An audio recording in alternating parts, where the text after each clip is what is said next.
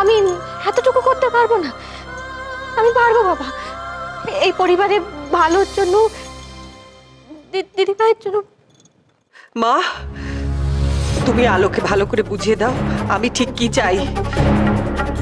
আমি আর এখানে থাকতে পারছি না, আমার অনেক কাজ পড়ে রয়েছে।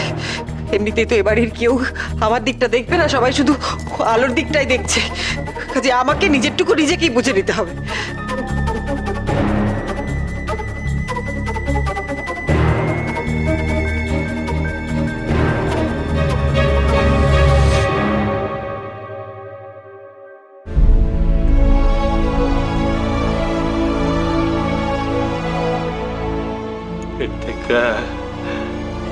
এই বাড়িটা ভাঙ্গা ফ্ল্যাট বাড়ি করলে ভালো হইতো। আমি ভাবছিলাম কি জানোস, আমার জীবন দশায় এই কামটা আমাকে করতে হইব না।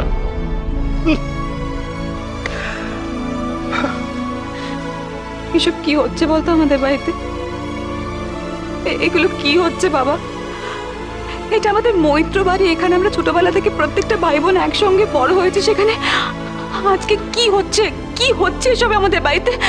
দেখো ইন্দু, দিনকাল তো একরকম যায় না না।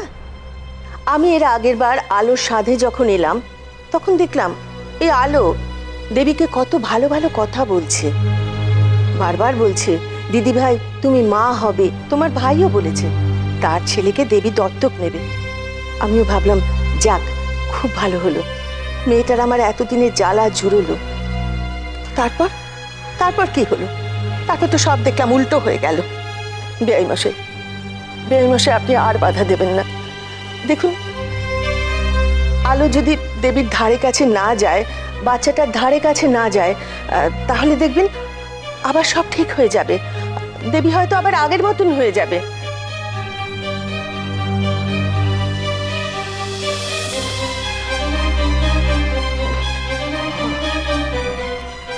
মা গো, এবারে কি দিন দেখাইলা তুমি, কি দিন দেখাইলা? বাবা, সে তোমার মরণ হইলে ভালো হইতো। বাবা তুমি বরং ঘরে চলো, একটু রেস্ট নেবে। আজ তোমার যদি কিছু হয়ে যায় তাহলে আমাদের কি হবে বলো তো? চলো। হইব না, কিচ্ছু হইব না আমার, কিচ্ছু না।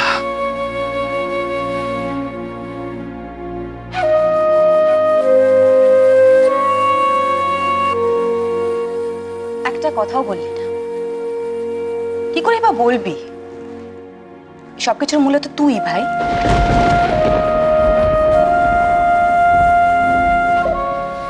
আলো, আলো এখন কি নিয়ে বাঁচবে ভাই? আমি বাঁচবো বর্তি, ঠিক বাঁচবো আমি। ভগবান আমাকে এতটা সহ্য শক্তি দিয়েছে যে এর পরেও বাঁচবো। এবারে ভাগ হবে না, তুমি দেখে নিও। এবারে ভাগ হবে না, তার জন্য যদি আমার প্রাণ চলে যায় যাক। ওপর থেকে তো জিনিসপত্রগুলো নিয়ে আসতে হবে। তুমি নিচে কোথায় থাকবে আলো? কোথায় থাকবে নিচে? বাবার ঘরের পাশের ওই জায়গাটায়, ওই ঘরে তোমার জিনিস আনবে, দুজনে থাকতে পারবে ওখানে? এটা হয় না আলো, এটা ভাই, ভাই তুই যা, গিয়ে কথা বল একবার, যা গিয়ে কথা বল। আমার কোনো অসুবিধা হবে না বর্তি। বস্তিতে থাকতাম তো, ছোট জায়গায় থাকা আমার অভ্যেস আছে। দিদি ভাই কটা দিন শান্তিতে থাকুক না, থাকুক শান্তিতে। হ্যাঁ, এ বাড়িতে আসার পর তোমার ছোট ভাই আমাকে কম আরামে রাখেনি। আমি থাকতে পারবো, আমার কোনো অসুবিধাই হবে না।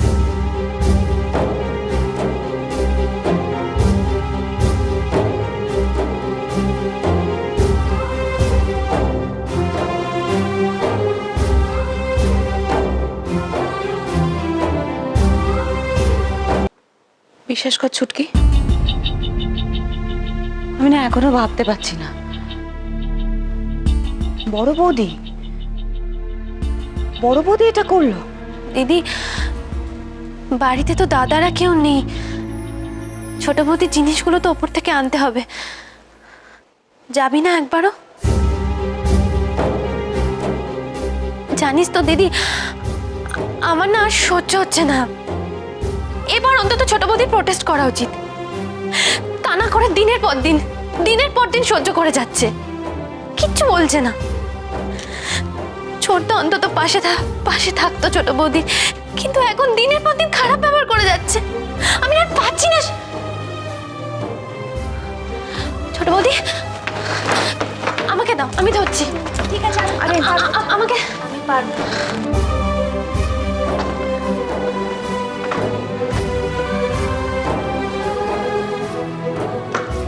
হ্যালো, আরো এগুলো কি করছো বলো তো?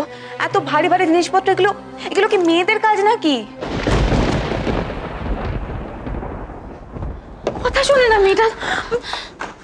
এই মৃত মহাদেশে রোদ্দুর বারবার, এই মৃত মহাদেশে রোদ্দুর বারবার, হয়তো নদীর কোন রাখতে পারিনি অবশেষ, অথবা খেলায় সব হাতগুলো হারবার পরেও খেলেছি একদা। দেখলে তো পড়ে গেল। তুমি না কোনো কথা শোনো না। বৌদি, আমি করে নিতে পারবো, আমার অভ্যেস আছে। কেই বা সাহায্য করবে বলো, সবারই তো কাজ আছে। রাস্তায় এসে দাঁড়ায়, কখনো চটি জামা ছেড়ে রেখে রাস্তায় এসে দাঁড়ায়, আমার মতে তোর মতো কেউ নেই, আমার মতে তোর মতো কেউ নেই।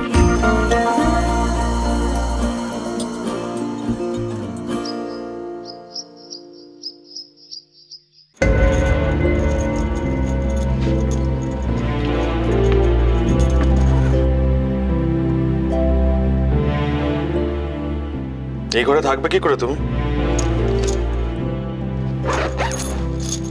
শোবে কোথায়? একসঙ্গে তো শুচ্ছ না। পাশেই বাবা মায়ের ঘর, এখান থেকে অন্য ঘরে যেতে গেলে ওনাদের সন্দেহ হতে পারে।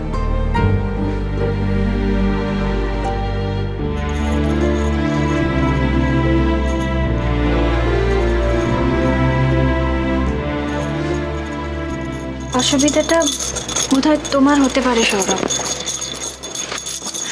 কিন্তু কি করি বলো, আর তো কোনো উপায় নেই।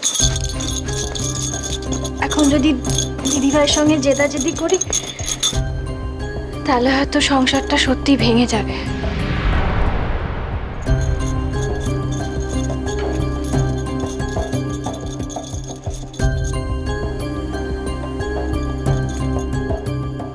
তুমি একটা কাজ করতে পারো, সেরকম হলে তুমি উপরের ঘরে গিয়ে শুয়ে পড়ো না। আমার মনে হয় না তাতে দিদিভাইয়ের কোনো আপত্তি হবে।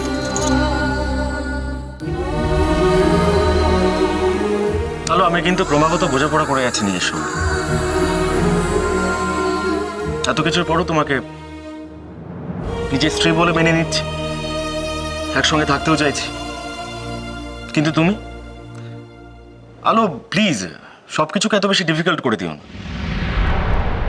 এত বড় একটা মিথ্যে কথা বলার পর তুমি এই সুরে কথা বলছো কি করে এখন?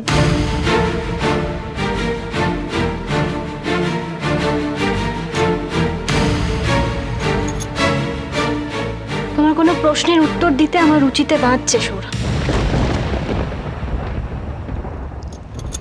কিন্তু যেহেতু এই প্রশ্নটা বারবার উঠছে, আমারও একটা উত্তর চাই।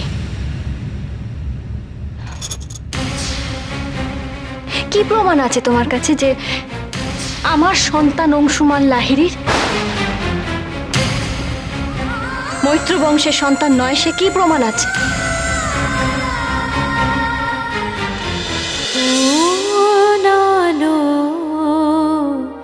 লাগলো চোখে